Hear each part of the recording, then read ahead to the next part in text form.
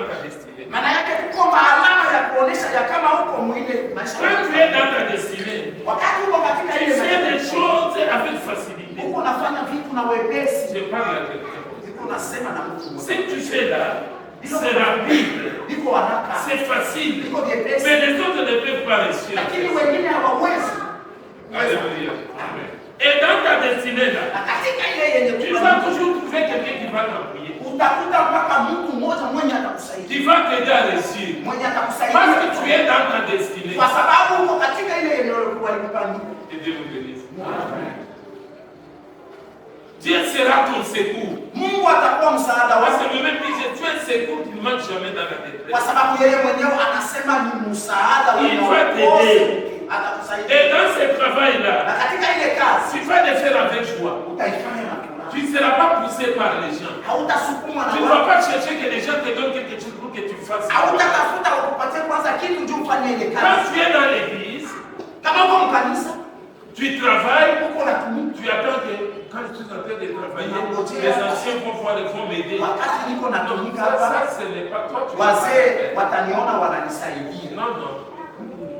Ça, ce n'est pas ta destinée. Ile haiko ile walikupangia. Dans notre destinée, nous ne vivons pas comme des mercenaires. Katika ile maisha yenye walikupangia hatutaishi kama Je wanasema. travaille Uko natumika. et après c'est fini. Kisha Le kunaisha. Seigneur lui-même va s'occuper de moi. Bwana mwenyewe atanishughulikia. Alléluia. Tu le fais avec joie. Uko naifanya na furaha. Vous voyez? Non.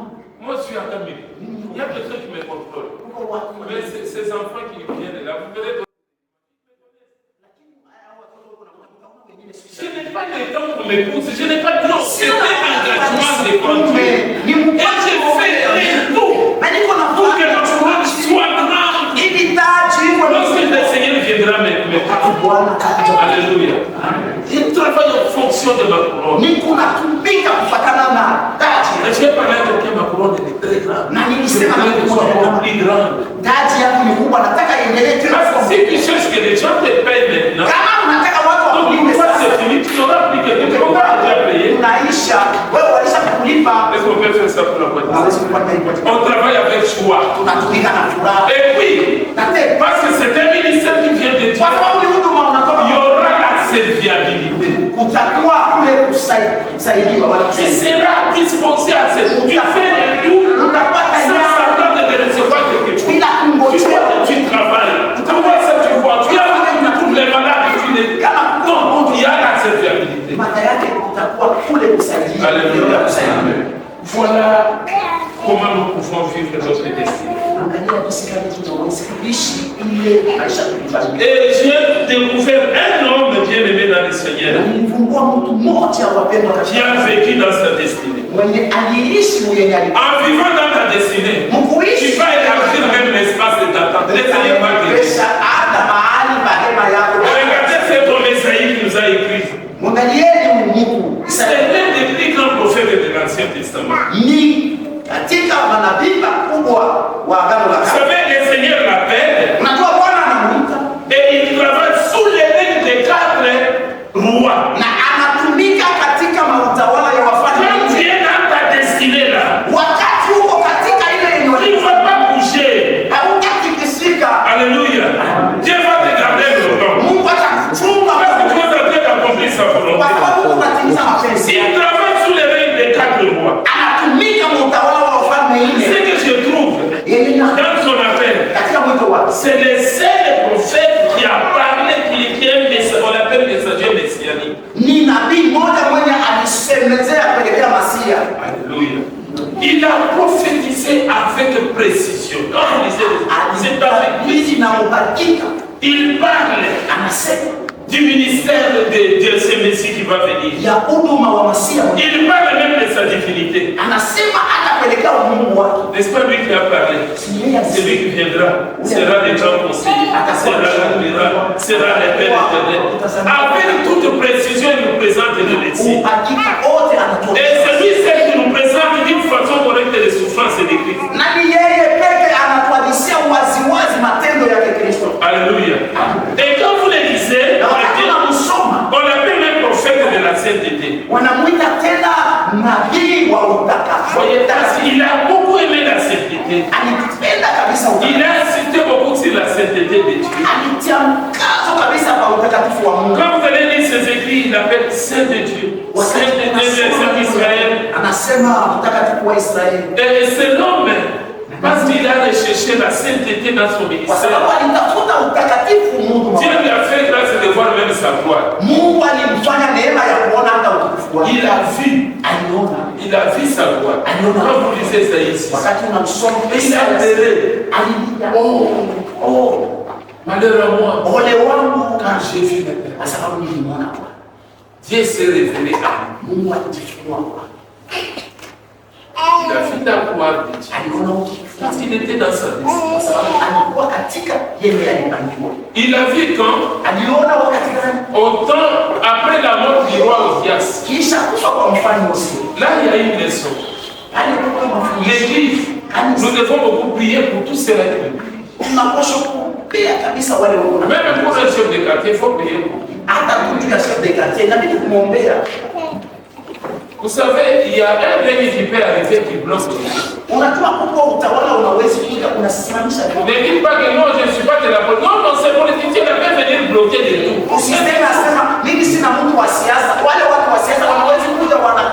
Sous son règne, on peut échapper.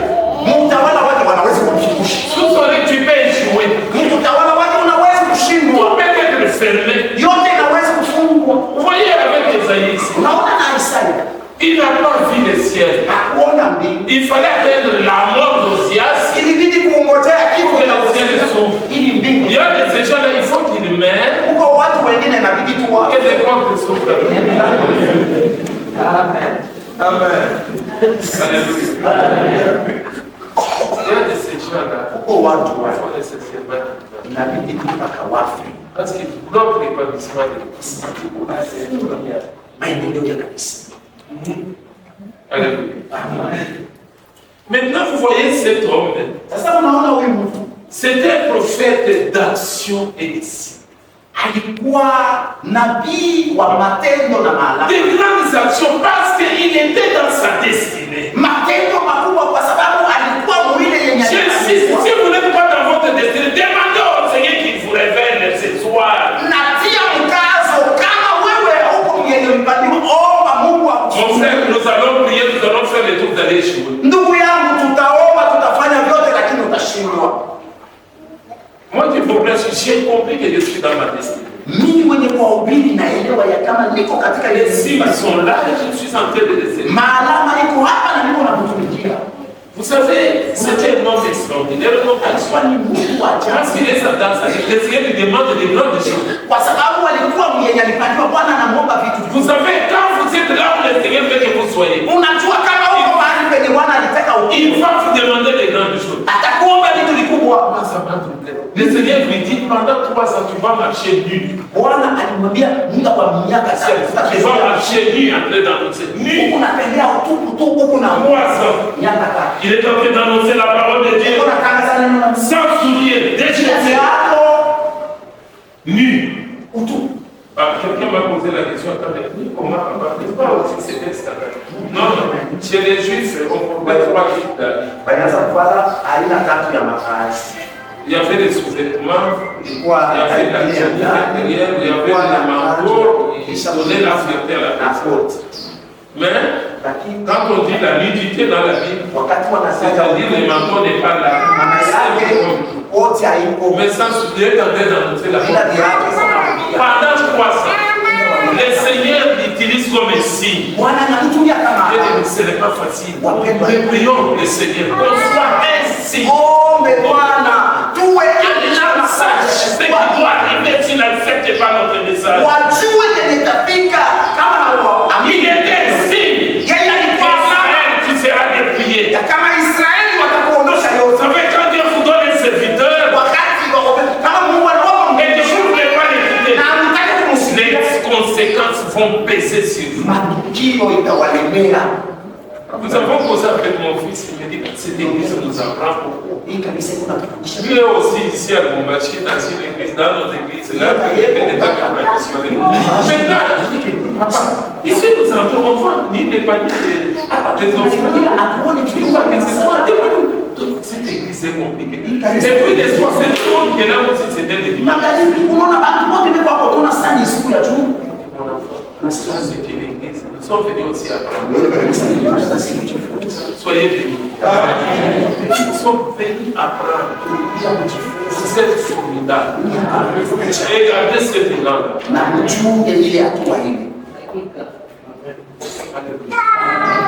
Donc il a été ainsi parmi les peuples de Dieu. Si Dieu veut faire quelque chose de Dieu, mais il a fait son serviteur, on ne sait pas l'écouter. Alors il dit maintenant 3 ans. Peut-être la première année ils pourront comprendre. Ils n'ont pas compris. Deuxième année.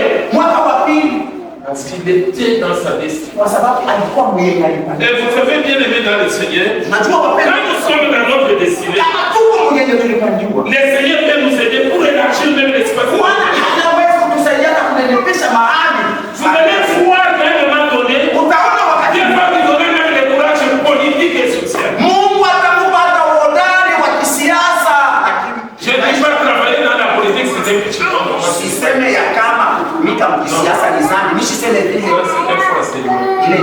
parce que nous voyons même cet homme ici. Il sera même le conseiller des églises. Il sera conseiller des rois. Il va travailler aussi là-bas pour dénoncer toutes sortes d'injustices qui étaient commises par le frère. Alléluia. Un très bon conseiller. Dieu voyait qu'il était dans sa destinée. Il a élargi l'espace de Satan. Maintenant, la porte dans la politique est ouverte.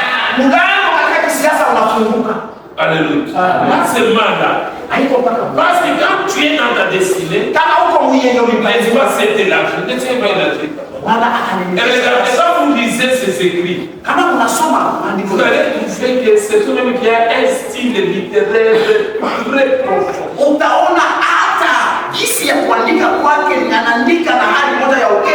Dieu lui donne même une intelligence à l'écrit. Mais écoutez, parmi tous les prophètes que nous avons, s'il y a les prophètes qui sont les plus intellectuels, hormis Daniel, parce que Daniel avait l'esprit supérieur. Il dépassait tous les magiciens, tous les hommes, les grands de son époque. Mais Esaïe l'a dépassé dans la profondeur de ses vies. Regardez même les styles poétiques que nous trouvons dans ces écrits. Élargir l'espace de Satan. Alléluia. Dieu lui donne l'intelligence sur le plan littéraire. Dieu lui donne l'intelligence sur le plan politique. Dieu lui donne l'intelligence sur le plan religieux. Parce qu'il est dans soyons bénis. Est-ce que tu es dans ta destinée ce soir? Est-ce que tu connais ta destinée? N'envie pas l'autre. Identifie ton problème. Identifie ton problème. Même la faculté ne choisit pas pour choisir.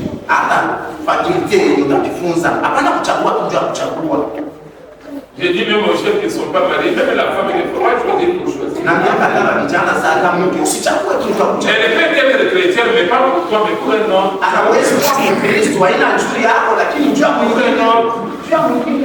Il ne faut pas aller vite. Il y a ce que nous appelons la correspondance dans les choix. Elle est chrétienne, mais elle n'est pas pour toi. Bien le bénisse. Et maintenant, je voudrais parler des principes pour élargir l'espace de notre vie. Nous avons dit dans Marc 4, 35 et 41.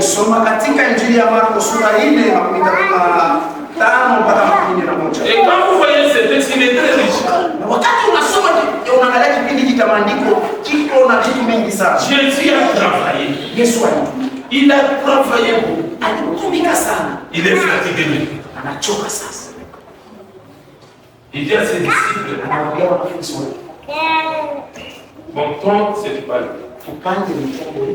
Il tombe ici. tutoke hapa. Twende ngambo nyingine. Alors, c'est bon. Twende ngambo nyingine. Pourquoi?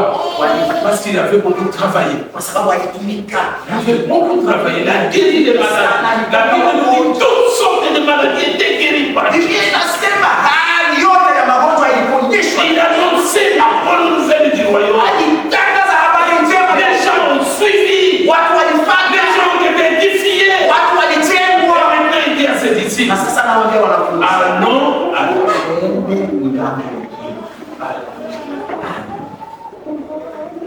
le premier principe pour élargir l'espace de votre temps. Kanuni ya kwanza njoo Allons à notre époque. Et puis fait ça, c'est très important. Allons à notre bord. Pourquoi bien-aimé dans le Seigneur? Il n'a pas pris tout le monde. Non. Il a pris ces petits nobles-là.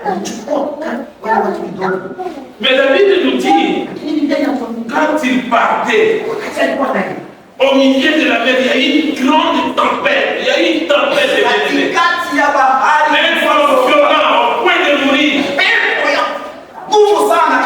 Même les disciples qui étaient habitués à naviguer ont échoué. Ils ont commencé à pleurer. Nous plairer, Seigneur, nous. Pourquoi toi tu dors? Je vous ai dit hier, le silence de notre Dieu, ce n'est pas l'indifférence. Alléluia. Le silence de notre Dieu ne veut pas dire qu'il ne s'inquiète pas de notre Dieu. Lui-même dit dans la parole, ne vous inquiétez de rien. Mais en toute chose, faites connaître vos besoins. Mais les disciples lui parlent. Pourquoi tu ne t'inquiètes pas de la situation? Écoutez bien aimé, dans notre marche avec Dieu, plusieurs fois il y a un silence.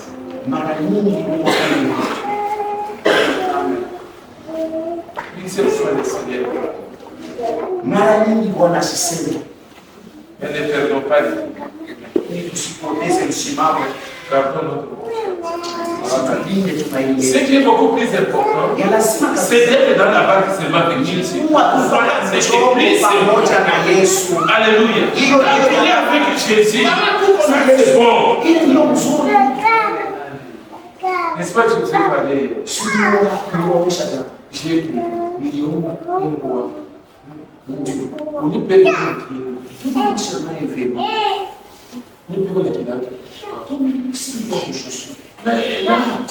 mais le Seigneur parle à l'autre qui était de l'autre côté.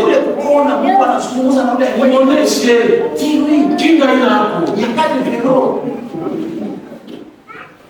C'est un témoignage réel que je fais de moi-même. Je parle devant qui gagne un coup? Et puis qui a crié, qui a conduit, qui t'a conduit. Et même là, la chaussure là, elle n'est pas encore bien aimée. J'ai commencé à pleurer pour mes petits enfants. Ma joie, c'était la joie. Je suis connu par le Seigneur. Je voudrais vous dire ce soir que Dieu est au contrôle de tout. Alléluia. Amen. Ah, je vous parle, vous allez dire parce qu'il est bien. Non, non. Moi aussi, j'ai des situations qui sont compliquées. Mais je me défie dans la foi. Oui. Nous sommes allés avec mon épouse à l'hôpital. On prélève les sangs. Cycle combien? 400. Soyez essayez nous appelle à passer des épreuves. Ne perdons pas d'équilibre. Et celui qui prélève, il fait des tout. 400. Pasteur, c'est tout. Ça arrive. Vous savez que moi je pense, il ne faut pas parler, il ne faut pas être encore terroriste. Vous êtes en train de me terroriser. Ce n'est pas d'abord, ce n'est pas de cette façon-là qu'il faut parler à un papa. Mais je le mets. Alléluia. La parole de Dieu nous aide. Quand vous croyez fermement, que vous croyez fermement, que vous croyez fermement, que Dieu veut opérer des miracles, que Dieu veut. Je vous dis ce soir, Dieu va opérer des miracles. Dieu va opérer des miracles. Ici à Lubumbashi, je suis arrivé. Parce que c'est lui qui m'a soutenu. Et il est utilisé par Dieu sans le savoir. J'arrive déjà de comprendre. Quand ils sont là-bas, les gens comprennent. Même les délégués, les gens ne sont compris. Déclassés. On parle là-bas, on voit la colonne. C'est comme les becs. On dit que non, papa, on a dit qu'on s'est cassé. C'était fini. C'était fini. Si tu as fait une nous sommes allés à mon papa, pourquoi c'est fini? Tu fais la Est-ce que vous allez rentrer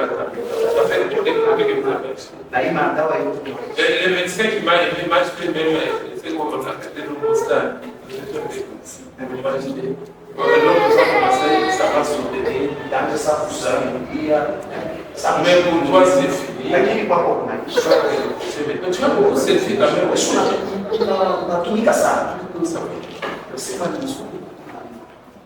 Jésus, quand les enfants m'ont vu, au lieu de se réjouir, mais ils ont pris.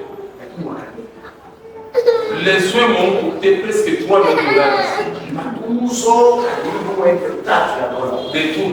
Ici, le transport de tout. Mais les patients ne le connaissent pas. Il m'a donné des à des moments différents. Je fais toujours ici, je me donne pour les transports.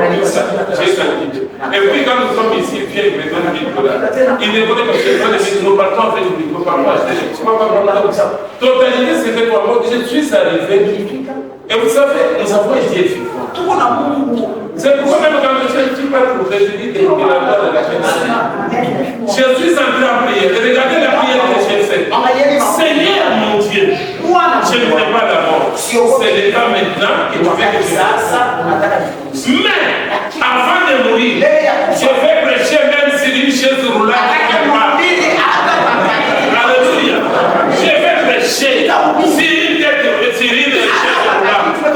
Les papes les faits, moi je ferai aussi les papes des églises protestantes.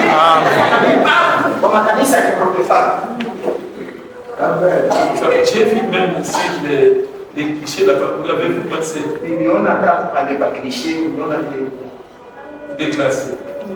Alors j'ai commencé à prier là, sans même aller d'abord à l'église. J'ai prié avec foi. J'ai dit quoi à toi, c'est maintenant. Voyez, quand Dieu ne répond pas, transformer les tout en prière.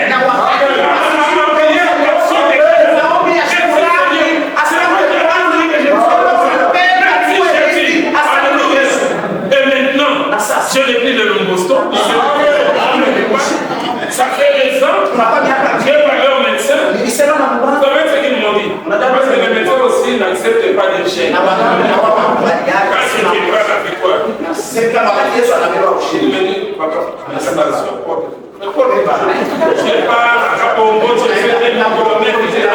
mais c'était bien aimé. Ce que j'ai compris, et que nous avons un Dieu. Les disciples ont compris. Jésus les a pris. Même avec Jésus, les épreuves vont venir. Les sangles célèbrent à une heure de Jésus. Attaquer Jésus et les disciples. Vous savez, les diables cherchent à nous attaquer par tous les moyens. Mais Dieu est puissant que les diables. Dieu est puissant que les malades.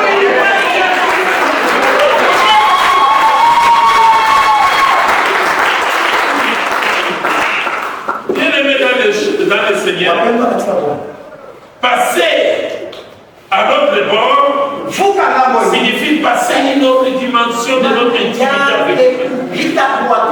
C'est passer, aller à une autre dimension de notre intimité avec Dieu. C'est de dépasser les limites. Vous savez, Dieu veut que nous soyons intimes avec Dieu. L'intimité est très importante dans notre marche avec Dieu.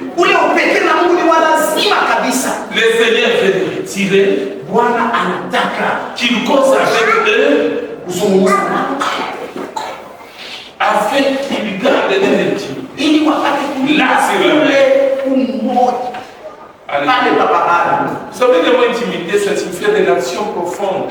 Unajua ile upekee maana yake ni uhusiano wa upekee. Intimité, en Swahili, on parle bien wangu wa ndani. Alléluia. Tu me connais vraiment. Unijua katika. Papa, c'est la maman du spectacle. Puisque tout autre personne, c'est ton intime.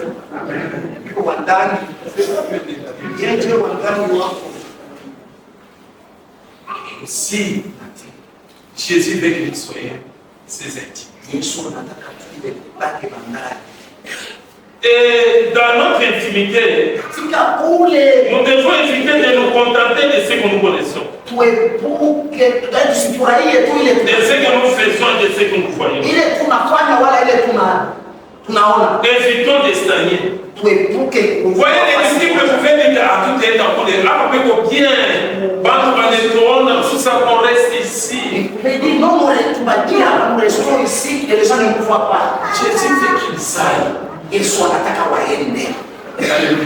C'est une erreur de se contenter de ce que l'on a et de ce que l'on connaît. Vous connaissez beaucoup de choses.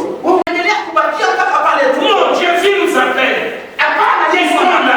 Montons des dimensions dans notre intimité avec Dieu. Alléluia. Aimer les retraites.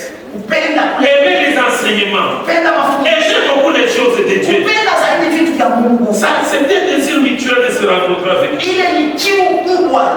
Moïse aimait rencontrer Dieu. Et Dieu aimait aussi. Il voulait le rencontrer. La deuxième des choses, l'intimité de Dieu, l'intimité avec Dieu, implique toujours un esprit d'amitié, de confiance mutuelle. Alléluia.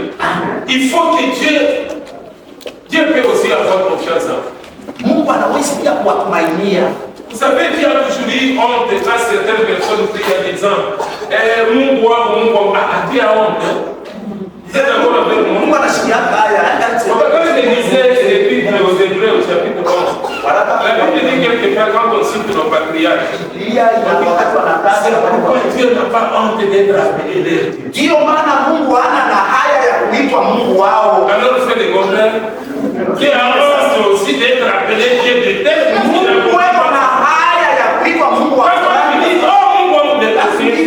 mon Dieu, Dieu c'est Dieu. Non, bien aimé. Alléluia. Il ne faudrait pas que Dieu ait honte de toi quand tu l'appelles Dieu.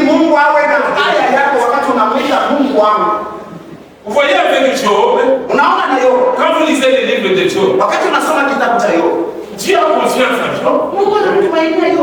Il a vraiment confiance. Vous voyez le mot d'intégrité là-bas, et cité plusieurs fois. Plusieurs fois. L'auteur a parlé de Job qui était intègre. La femme de Job reconnaissait l'intégrité de Job. Même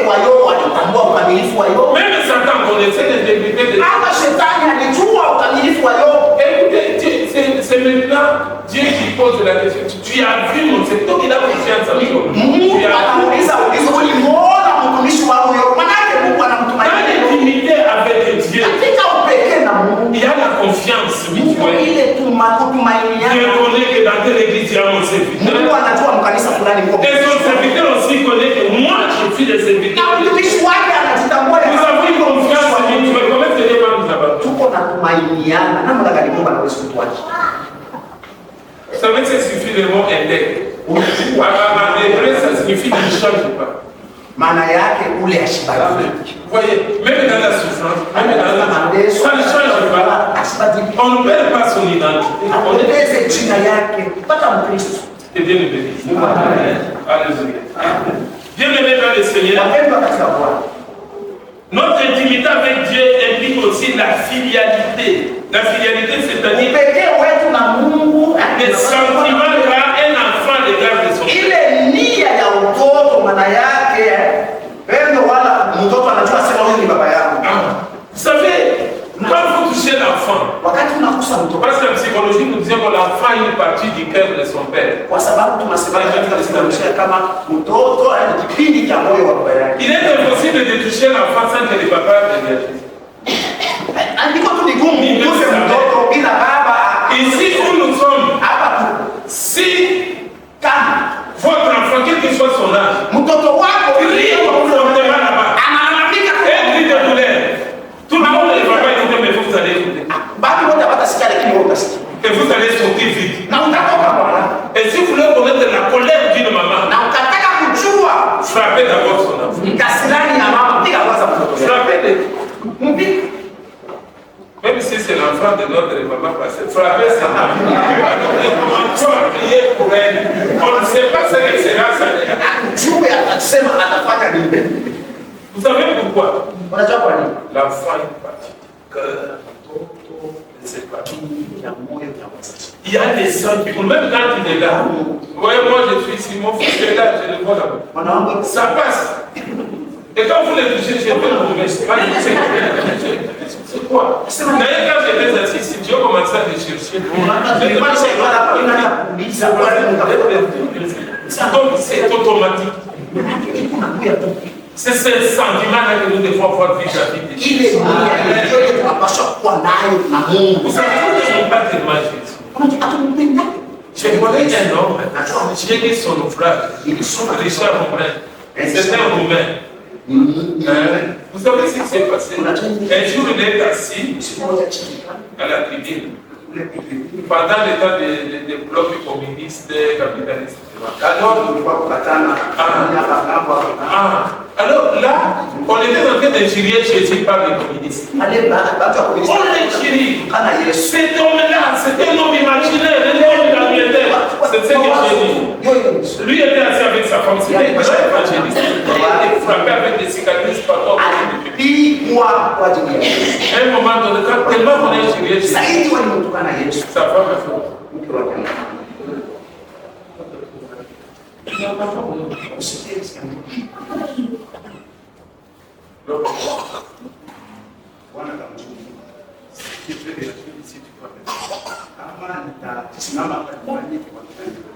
Et la femme, si je te perds d'accès,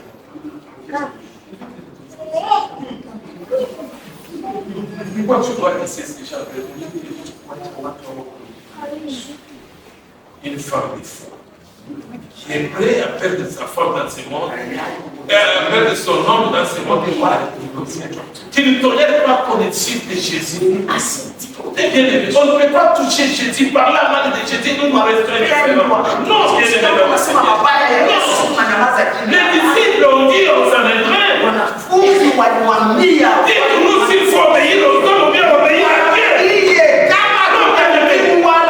Voyez votre étonnement de quand on parle à mal de Jésus. Il n'est pas question de rester indifférent, bien-aimé. Nous sommes en vie à cause de Jésus. Nous sommes mariés à cause de Jésus. Nous avons le travail à cause de Jésus.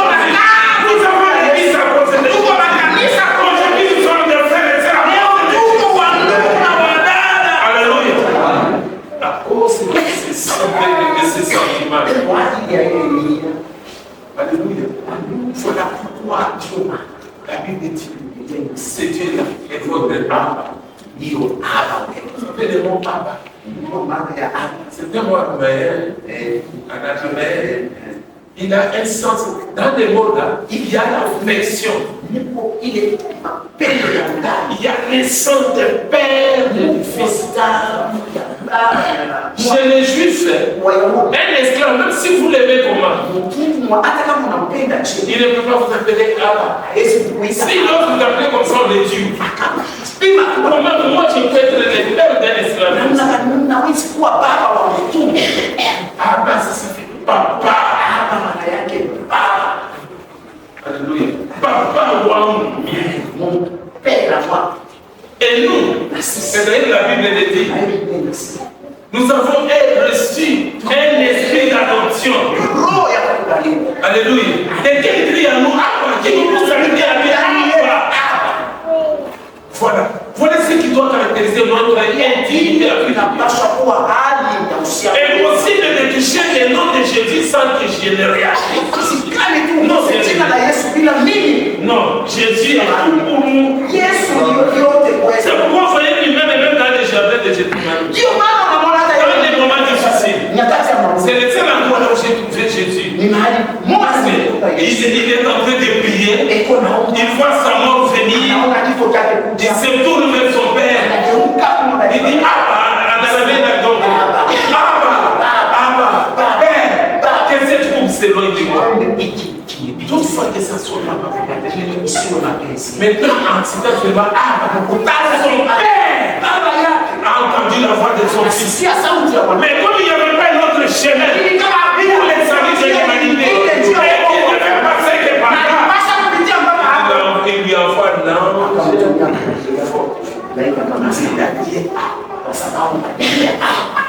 C'est senti. Il est lié. Jésus est tout pour nous. Soyez bénis. Bien-aimés dans le Seigneur, nous devons fuir tout ce qui peut empêcher notre intimité avec lui. Tunapaswa kukimbia yote inawezi kuzuia. Ici, je vais parler des barrières de notre intimité avec Dieu. Anataka kuzungumzia mipaka inawezi kuwa katika. Qui nous empêche d'élargir même l'espace de notre vie. Yeye anatuzuiza hata kunenepesha mahali pa hema yetu. Alléluia. Notre intimité avec Dieu doit être très grande. Upekee wetu na Mungu unapaswa. Et là, nous allons élargir l'espace de notre vie. Na pale tutanenepesha mahali pa hema yetu. La première barrière, c'est la superficialité dans les choses de Dieu. Mpaka wa kwanza ni ile kuwa juju. Vous savez, il y a des gens qui sont trop superficiels avec Dieu. Dieu existe que lorsqu'il est 17h. C'est alors que Dieu existe. Depuis le matin, là, Dieu n'a pas existé. Mungu ni mpaka 17h ndio Mungu anakuwa. Non, bien aimé. On marchait. Évitons la superficialité. Jésus dit que ce ne sont pas tous ceux-là qui m'appellent Père, qui n'appelleront pas de non. Vous savez qu'il y a de ces vérités-là de Dieu, des vérités inestimables qui sont cachées en Dieu. Qui sont dans la profondeur de Dieu. Mais il faut aussi entrer dans la profondeur. Dieu n'aime pas travailler avec les gens qui sont superficiels. Lui est un Dieu de profondeur. Il cherche aussi des hommes qui cherchent la profondeur. Parce que la profondeur doit appeler toujours une autre personne. Ayons le temps de chercher des Dieu. Le monde passe vite. Il y a rien dans ce monde. Il n'y a rien bien aimé. Quelqu'un m'a dit qu'on lui a volé même les véhicules. Moi, il s'en est demandé ce qu'il y a. Des vols, des déceptions. Allons dans la profondeur, cherchons Dieu. Comme vous êtes en train de les chercher, vous allez les rencontrer. Lui-même me dit ceci. Vous me chercherez et vous me trouverez. Mais si vous me cherchez de tout votre cœur, cherchons Dieu même en t'attendant. Partout là, il faut chercher Dieu même en t'attendant. Cherchons-les. Là où cherchons-les. Dans nos prières, cherchons-les. Alléluia. Dans l'église, il y a des choses, ces choses-là qu'on cherche avec le cœur. Avec le corps. Avec le cœur. Parce que Dieu, c'est dans le cœur. Est-ce qu'il parle de cœur? Il parle dans le cœur. Il dit, vous cherchez moi avec le cœur. Vous allez les trouver. Les salis, c'est toujours dans le cœur. C'est pourquoi il dit gardez votre cœur et c'est toujours. Car de vie, tu es des ressources de vie. Donc, bien aimé dans le Seigneur, notre Dieu est un Dieu de profondeur. Même quand vous lisez les Saintes Écritures, ne soyez pas pressés. Vous n'allez pas trouver. Vous voyez, en venant, s'il y a d'autres choses, j'étais endormi. La nuit, je me lève, je vais passer. Le chien me lève quelque chose, je me lève, je commence à écrire. Même mon épouse, j'ai commencé à écrire. C'est pourquoi je n'ai plus en frac. J'ai écrit ça, ça fait des petits. Ça, c'est la Seigneur.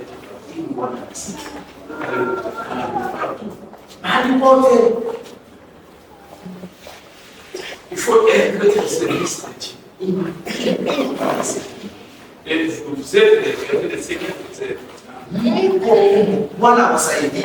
Il y a quelque chose qui bloque notre intimité avec Dieu, c'est l'absence des priorités.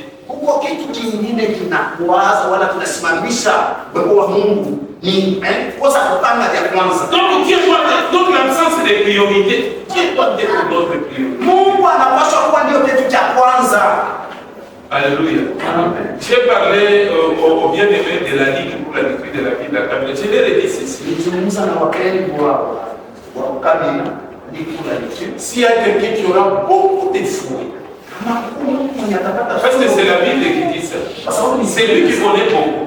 Mais il ne veut pas le faire. Il aura beaucoup de fouets et c'est lui qui connaît les j'ai dit au regard que moi, je risque d'avoir beaucoup de fouets. Le Seigneur m'a fait grâce. Je travaille à la Ligue. J'ai dit que je pars à l'église. Il m'est difficile de me voir en train de tourner dans des avenues. C'est difficile. Même ici à Bombati, je n'ai pas été bon. C'est quand j'ai dit que les marins, je viens ici. Même il faut aussi. Vous travaillez, vous êtes à la banque, vous êtes vous travaillez pour le Seigneur.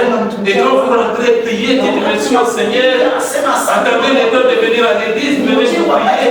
S'il y a le temps d'exercer votre ministère auprès des pauvres, faites-le. Que tous les fils soient comme ça pour le Seigneur. L'absence des priorités nous fait jouer. Que Dieu nous pardonne, bien évidemment. Alléluia. Mais il y a des bénéfices qu'il y a lorsque nous gardons l'intimité avec l'autre. Vous savez, les bénéfices qui sont là. Les premiers bénéfices, c'est-à-dire si vous avez une grande intimité avec Dieu,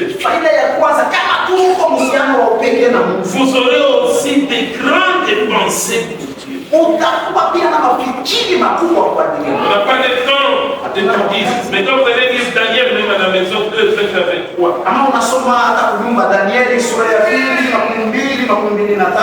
Donc vous aurez des grandes pensées pour Dieu. Quand on parle, vous voyez que mon Dieu va réussir ici. Vous savez déjà la pensée. Et Dieu va vous révéler encore des grandes choses. C'est pourquoi je vous dis, tout ce que nous faisons, nous devons le faire toujours dans la profondeur. Parce que nous avons des grandes pensées. Vous savez, j'ai prêché dans cette église. C'est une église qui nous marque. Et j'ai beaucoup parlé à Camille. Alléluia. Et si vous avez quand même la profondeur, mais ne perdez pas ça. Ne perdez pas ça. Vous n'êtes pas une église de multitude. Non, vous êtes une église appelée. La profondeur appelle toujours une profondeur. Vous voyez, j'avais travaillé autrefois. Je m'excuse, nous étions avec le pasteur, il m'avait posé la question, comment va le ministère? Et après, moi, je lui ai dit, qu'est-ce que vous voulez que je fasse pour vous? Je lui avais dit que j'ai un problème toujours de l'aéroport. Parce que pour voyager à l'air, c'est difficile. Et après la prédication de solution, je m'excuse. Il me donne une grande somme. Ce n'est pas facile. Il continue 500 $. Tu vas acheter.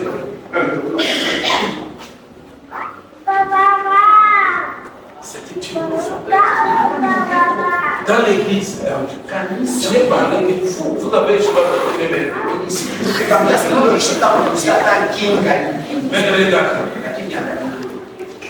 Mais Et j'ai dit que c'est une profondeur qui doit appeler notre profondeur. Ça, c'est ma conception. La moto achetée, j'ai cherché la profondeur. Mais de l'autre côté, il n'y a pas de doute. Mais j'ai fait des kilomètres et des kilomètres. Parce que là, on me bénit. Pour la bénir aussi, c'est l'église. J'ai parcouru. Je n'ai pas fait moins de 3000 kilomètres. Parce que vous allez du côté, vous tournez. Là, on parle dans notre l'évangile. Et les paroles qui sortent de la bouche nous édifient. Et c'est ce qui nous donne. Alléluia. Ici, il y a la profondeur. Si vous voulez marcher avec les gens de la profondeur, soyez aussi profond. Alléluia. Parce que la profondeur n'appellera qui l'autre. Donc le bénéfice qui est là, quand nous gardons l'intimité avec Dieu, nous aurons des grandes pensées pour notre Dieu, pour servir notre Dieu. Nous aurons toujours des grandes pensées. Alléluia. Les gens craignent. Mais nous avons quitté, c'était pendant la saison de... J'avais manqué à marcher. Moi-même, j'ai pris la moto, j'ai descendu. À marcher comme ça, j'ai tombé. La route est praticable. Environ une dizaine de véhicules embourbés. J'ai vu m'envoyer des choses, je ne sais pas ce que vous avez vu. Et c'est ce qu'il n'a pas encore touché. Il va encore soutenir le ministère là où je ne sais pas. Nous, les Seigneurs nous appellent pour travailler dans les postes. Mais beaucoup sont appelés à travailler dans les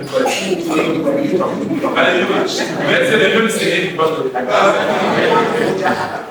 Alléluia. Ayons des grandes pensées.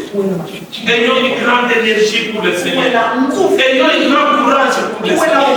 Servons le Seigneur sans nous fatiguer. Alléluia. Amen. Et nous ferons des miracles. Nous ferons des grands miracles. Je voudrais m'arrêter ici. C'est vrai, nous avons été dans les premiers principes. Le deuxième verset. Je voudrais vous dire seulement une chose. Que notre Dieu est très bon. Il nous aime. Et il nous appelle. Et il va faire aussi des miracles. Vous savez, ce sont des choses très difficiles à voir. Mais quand vous êtes avec Dieu, vous révélez encore d'autres choses. C'est que nous pouvons demander ce soir. Est-ce que nous donne une grande force? Que nous ayons des grandes pensées de notre Dieu. Alléluia. Que Dieu nous tienne à la main. Nous voulons accomplir notre mission sur cette terre. Parce que la couronne qui nous appelle est plus grande. J'ai fait des recherches pour connaître la grandeur de la couronne et la couleur, mais aucun commentateur n'est parvenu à nous parler de la couleur et du poids même de la couronne.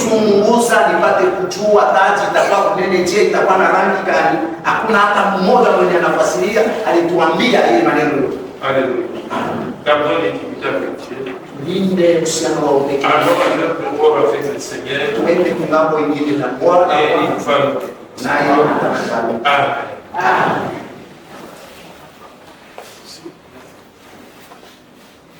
Gloire à Dieu. Gloire à Dieu. Amen. Gloire à Dieu. Amen.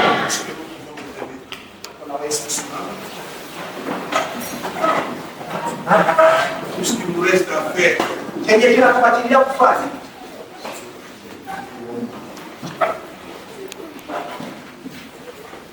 Basant sur tout ce que chacun a entendu.